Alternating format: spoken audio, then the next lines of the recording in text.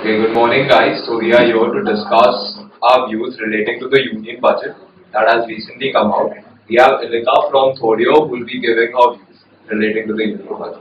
Okay, so according to the new budget, there's been an increase in the indirect taxes at a rate of 20%, whereas the corporate taxes, which is the direct taxes, are going down.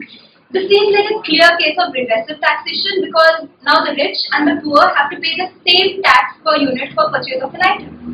Also, if you see that the indirect taxes and whooping amount of increase in the indirect taxes leads to inflation.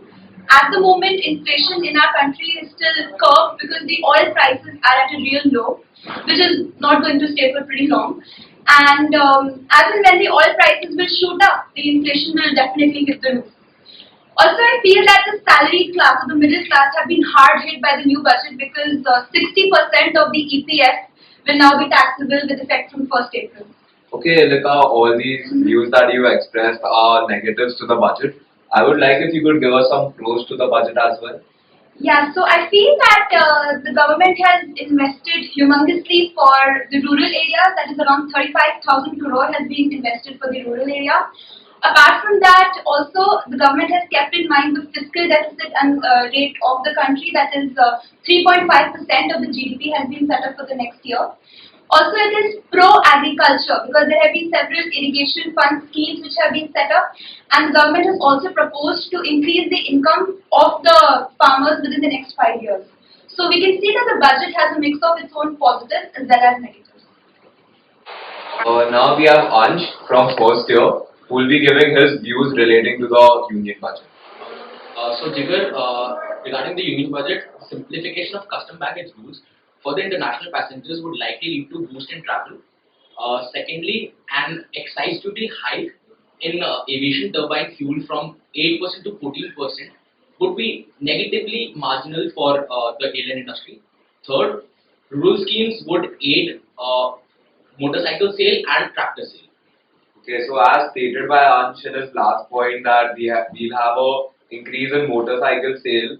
As it's seen that the in this current union budget, the automobile sector is going to increase, but the Honda City that would have costed you something around 10 lakhs would be costing you more because there are a few policy changes and the oil prices have not been hit much.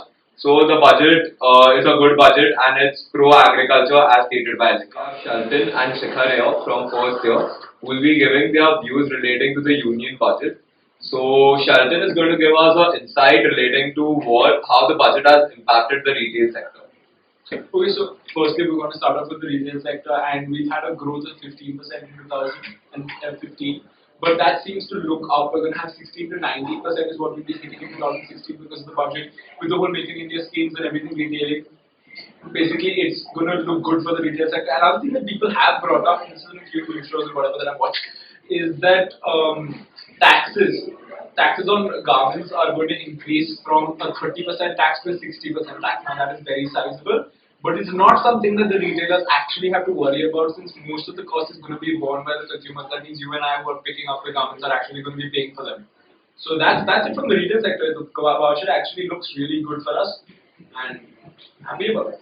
Okay, so as he stated out, I don't guess so like the retail sector, like Shoppers Stop or someone would have a problem because the taxes are going to be borne by us. And the second thing is that for small scale retailers, there are different schemes that have come up, Startup India, Stand Up India, and there are more tax benefits which they are going to receive. So it's good for people who want to enter into the government industry. Now we have Shikhar who will give an insight relating to the FMCG sector, how the budget is affecting the FMCG sector.